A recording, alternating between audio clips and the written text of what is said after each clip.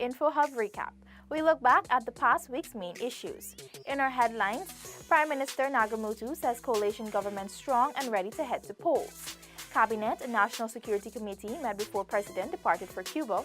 And a baby boy is GPHC's first Christmas delivery for 2018. These stories and much more in this week's InfoHub Recap. We begin now with news from Monday. President Granger, prior to his departure for a third treatment in the Republic of Cuba at the Center for Medical Surgical Research, convened meetings with his cabinet and National Security Committee on December 24. It was highlighted that the government is committed to following the rule of law and is urging citizens to remain calm in light of the recently voted motion in the National Assembly. Details from Paul McAdam. The role of the two bodies in ensuring security, stability and good governance was reiterated by Minister of State Joseph Harmon. This also follows the establishment of a subcommittee to advise on the legal and constitutional options arising from the December 21 no-confidence vote in the National Assembly. The government wishes to give full assurance to you, the citizens of Guyana, that all necessary measures to ensure your safety and security are in place, and that in this regard, you should go about your business in a confident manner. Cabinet wishes all Guyanese peace, goodwill, and safety during this festive season.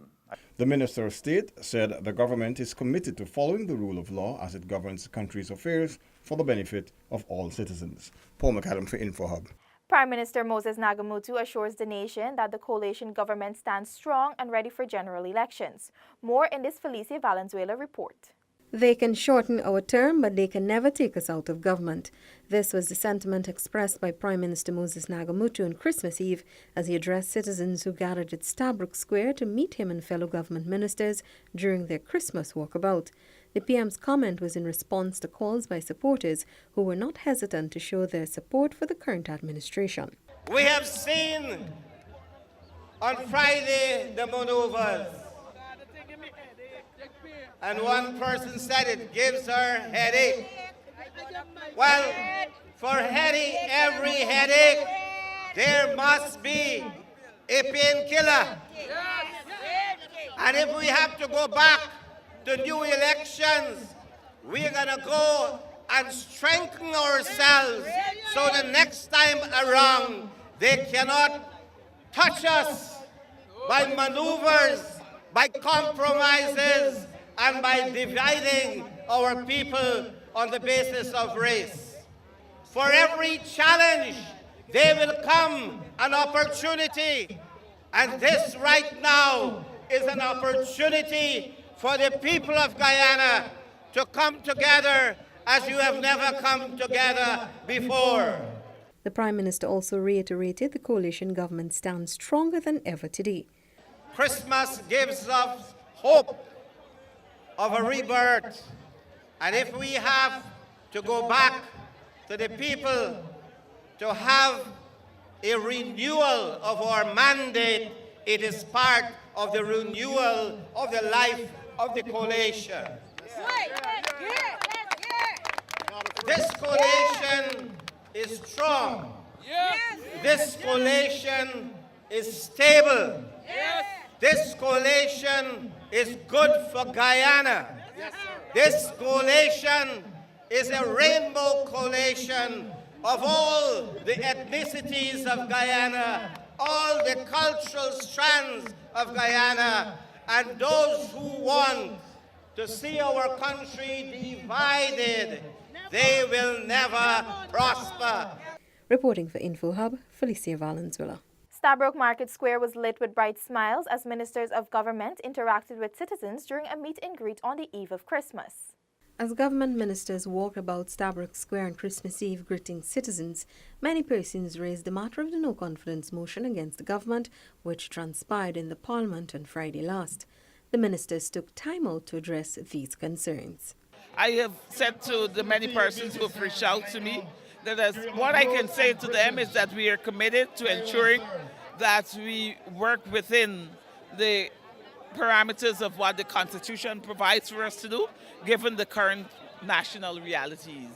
We have now gotten to the stage where the Constitution provisions will have to be respected and that elections will have to be called, and I think that is the way we will have to go. We have to go forward in that context. And I am certain we're going to win the next elections, and we're going to win it far bigger than this time with just one seat. We were in opposition and we moved them out and get into office. And they just simply can't move us out because the people is behind us. We have a duty towards the nation. We are still the government, and we will continue to ensure that things are in order. Some people have reacted by saying, well, look, you all wake up and we come to assist. Tell us what is needed campaign-wise, where you want us to work, what sort of things we would do. Others were, of course, disappointed. And in speaking to them, we tried to assure them that these things happen in politics. And they have, if you're to be a champion, you can't be lying down. You got to get up and move, okay? So that is what we've been trying to encourage them to do. In Guyana, we have this great gift. And we're going to make sure that we can hold on to it.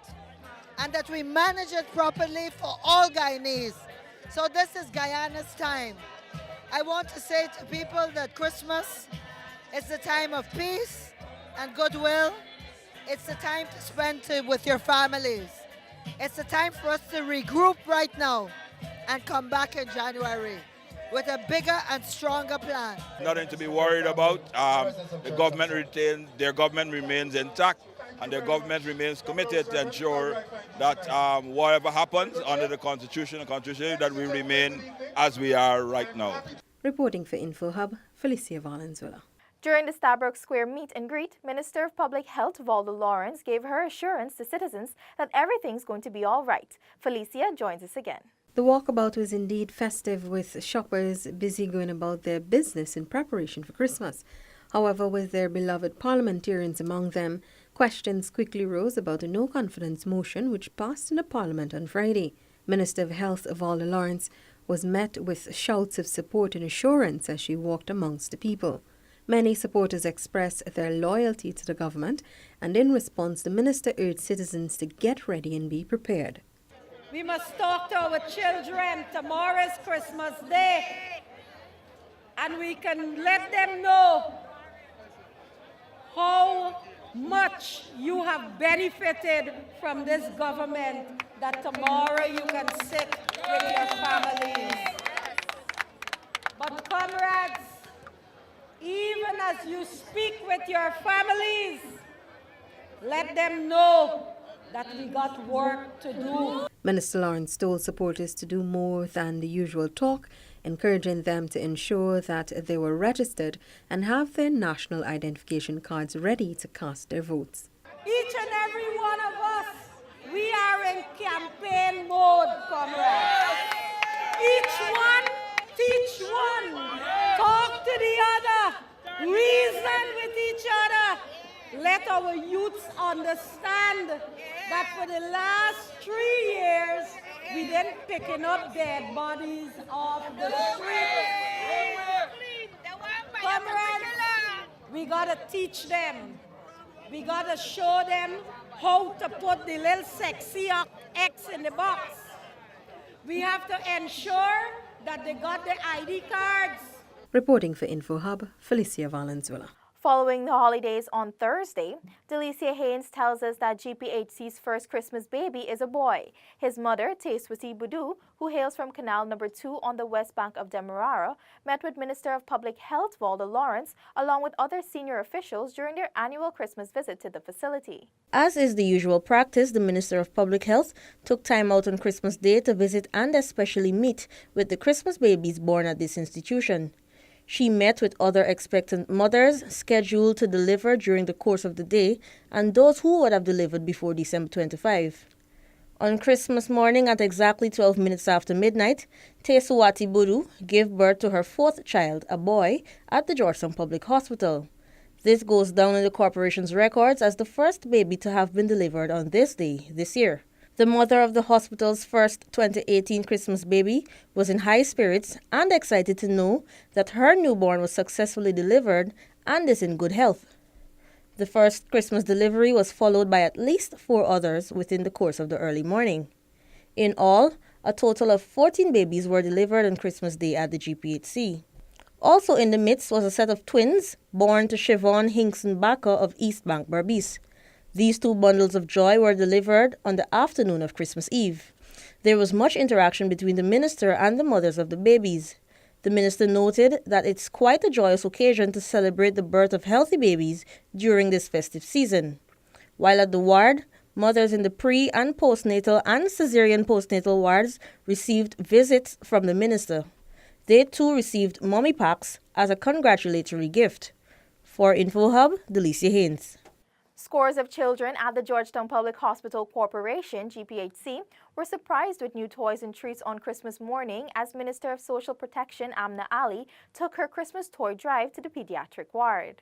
Minister Ali said the initiative is aimed at bringing a smile to the faces of the young ones who are unable to be at home during the festive season. We believe, this coalition government believes, in bringing cheers, love, and share it with everyone, including the children, even though they're in hospital. We recognize that, and we are a caring government, so that is why we are here. The minister said the initiative is also in keeping with President David Granger's tradition of visiting the public hospital and presenting gifts to babies on Christmas Day. CEO of the Georgetown Public Hospital Corporation, retired Brigadier George Lewis, thanked the minister and staff for continuing this annual tradition, noting that the simple but significant act will surely make the children happy. As you know, it's not easy being in hospital, and it's worse when you're a child.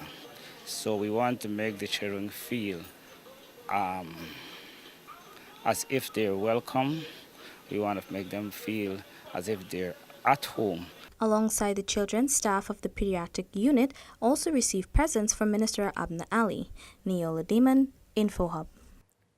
Residents in villages along the east coast of Demerara are breathing a sigh of relief following the intervention by the Environmental Protection Agency in relation to the odors emanating from the poultry and pig farms in several communities. Isaiah Braffett filed that report. These villages include Monwipo, Luzignan, and Mahaika. Prior to the intervention made by the EPA, residents had lodged complaints of the effect the stench was having on their health. All the farmers were subsequently ordered to halt their operations since they exceeded the legal dimensions for farms within such communities. A follow-up visit by the EPA team on Monday revealed that most of the farmers have abided by the law. All but one person who raised pigs in Luzignan has failed to do what was ordered by the EPA. Nevertheless, residents noted their satisfaction with the steps made by the EPA to address the smell that affected them daily. They also expressed their confidence that the organization will swiftly address the recalcitrance of the errant farmer. Senior Environmental Officer Christine Samaru said that the EPA is stepping up its role to ensure that polluters are adhering to the environmental laws. We encourage people who are interested in rearing to come into the agency. We have guidelines and we want to guide them through the process, because for the agency we don't want to hinder businesses, but we want to make sure that they're doing it in the right way and they're not taking the environment or other people's life at risk. We want to make sure that they're in compliance at all times. Samaru said that the EPA will continue to work to ensure that people's health and the environment are protected. Isaiah Braffett for InfoHub. On Friday, Prime Minister Moses Nagamutu, while performing the duties of head of state, swore in several mayors and deputy mayors in the credential room at the Ministry of the Presidency. Here's more.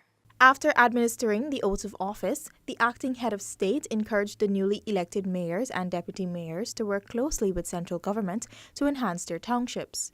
You depend for subvention, for support in many ways. And some of the areas that you would be managing as township, they border on areas that are controlled by central government, so that you have to work with your central government to promote those programs that you have, ready to improve your cemetery, burial grounds, to improve bridges, roads, drainage facilities. These are all things that you would need to cooperate with the government of the day. Prime Minister Nagamutu stated that having a town council in every administrative region decentralizes governing at the community level and allows for the strengthening of local democracy. Having towns with town councils would allow you to have these functions done at the local level. And this strengthens the concept of grassroots democracy, even for now at the level of the municipalities, with you being mayors and deputy mayors. He also urged the elected officials to never underestimate the importance of their respective townships. The Prime Minister remarked that the new batch of mayors and deputy mayors reflects Guyana's rich strands of diversity and ethnicity. The Prime Minister also addressed the no-confidence motion. Here is that report. Prime Minister Moses Nagamutu today said that the Speaker of the National Assembly, Dr. Barton Scotland, will have to review allegations that a vote by former Member of Parliament Charandas Prasad was procured by unlawful means. If a vote in the National Assembly was procured by unlawful means to overthrow an elected government, constitutionally elected government, that would have serious implications. And the Speaker will have to address that issue. If you had a Member of Parliament who knew that he had lost confidence in his party or in his slate, he should have indicated to the House that he no longer was going to support his slate and he wants to endorse another slate so that the House would know how to deal with that situation. The Prime Minister explained that the Speaker will also have to consider whether a simple 33 or absolute 34 votes were needed for the motion to be carried. The formula has been 1/2 plus 1. So if you have 64 members of the Parliament, your 1/2 would be 32, and a majority will be add 1, 33. How come do you have 33 as a majority for 65, unless you can prove that 64 is equal to 65? So you can see that it's already, when you look at it, is producing an absurd conclusion. And the Constitution would have never contemplated the creation of an absurdity. A no-confidence motion brought by the opposition was passed in the National Assembly last Friday after government backbencher Charandas Prasad voted with the People's Progressive Party. Reporting for InfoHub, Alexis Rodney. The newly accredited officials outlined their plans on the way forward for their respective townships in 2019. Alexis Rodney tells us more. The Mayor of Madhya, David Adams, and Mayor of Georgetown, Pandit Hubraj Narain, have both pledged to work together with all parties in the best interest of their respective towns. But there is many vision, but until I take office, which will be the 1st of January, automatically will be the 2nd. The 1st is a holiday. I will scrutinize the council phase by phase, then I will be able to execute my vision the way forward. There's lots of work to be done. We are new. We are at the infant stage.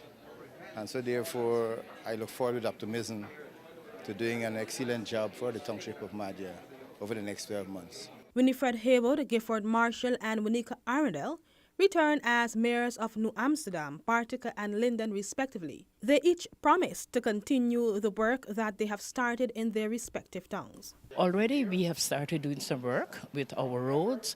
We have started looking at our drains.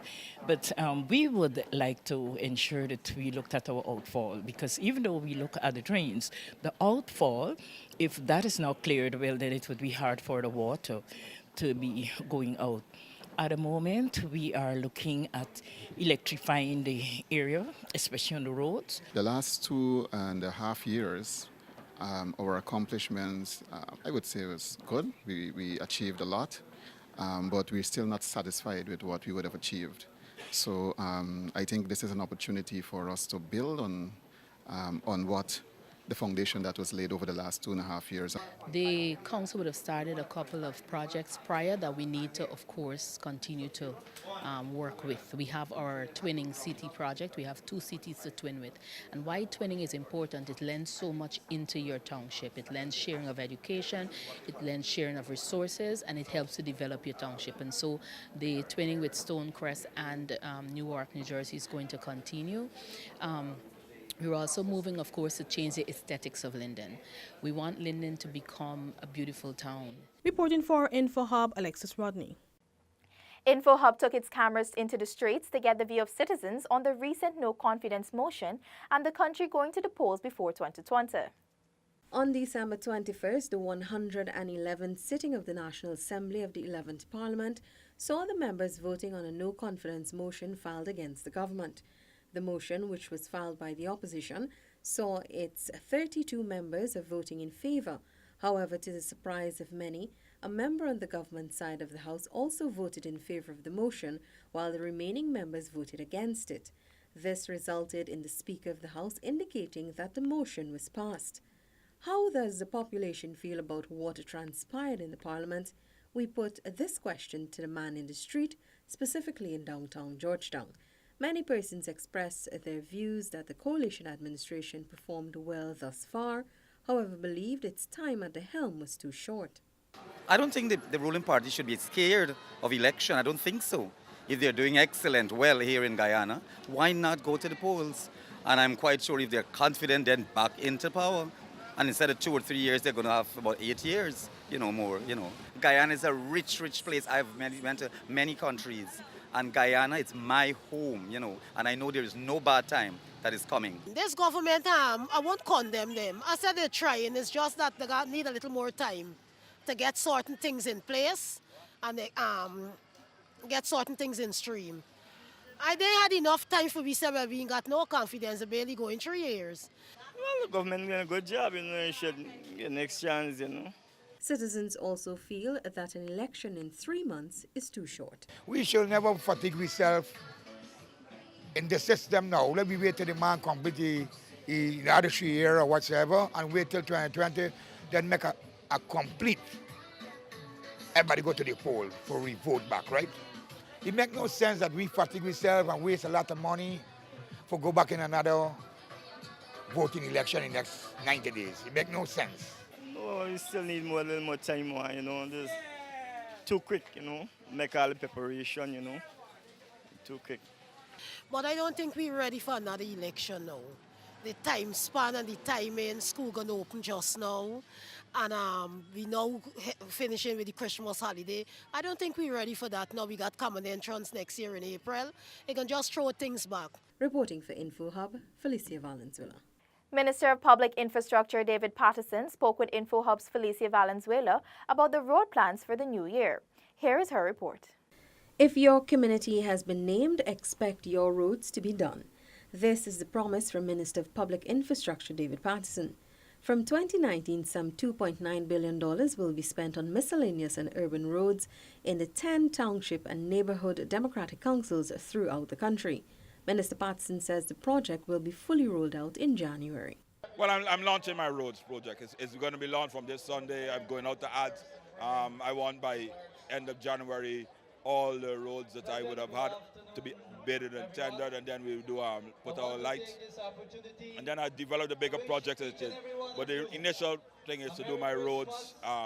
There's a promise I made. It's now urgent because people are worried that I wouldn't keep my promise, but I will guarantee them. I can say to you, I'll keep my promise. If you heard your neighborhood, you know for sure it will be done in 2019. Some of the communities to benefit include Lima Sands in Sadian Region 2, South Rhineveld Gardens and Park, Lodge, East and West Rhineveld, Alboystown, Charlestown, Agricola in Region 4, Angois Avenue, Hopetown in Region 6, Madya in Region 8, Letham in Region 9, Mabaruma Region 1 and Parika Goshen Road in Region 2. A total of $2 billion will also be invested in the hinterland on the construction, rehabilitation and maintenance of several roads, dams and the trails. Reporting for InfoHub, Felicia Valenzuela. In our final report, the government of China donated $28 million in pharmaceuticals and medical equipment to the Georgetown Public Hospital. Delicia Haynes has our final report. This donation is part of an annual practice by each Chinese medical team assigned to Guyana. The drugs, equipment, and medical supplies handed over are valued at exactly $28,230,715 Guyana dollars. Minister of Public Health Walter Lawrence, who received the donation, said that over the years, the generous contributions made by the Chinese government has resulted in notable improvement to services at Guyana's premier health institution. Today, we once again witness the deepening and strengthening of the relationship between our two peoples through the donation of medical equipment and pharmaceuticals to our premier referral hospital by the 14th Chinese Medical Brigade. Nice to say that this donation will impact significantly on the quality of service that our referral hospital will be in a position to offer to our citizens. Each Chinese medical brigade spends 1 year in Guyana and consists of medical specialists. They work closely with local medical staff to provide training and exposure to specialized services, which are of great benefit to Guyanese. Chief Executive Officer of the GPHC, retired Brigadier George Lewis, highlights this fact. The equipment that will be donated today is particularly important to us at the Georgetown Public Hospital, since it will assist us in the delivery of better health care to our patients. Collaboration between the two governments in the past have seen the deployment of doctors and other medical personnel to Guyana to provide specialized medical care to our population. Head of the 14th Chinese Medical Brigade, Dr. Shen Jiangsun, also noted that the Medical Brigade to Guyana has thus far done successful work with local general surgeons and medical staff. The contribution is expected to extend the services of the brigade in the most efficient manner. For InfoHub, Delicia Haynes. You have been watching InfoHub Recap, where we shared the past week's top stories. Goodbye.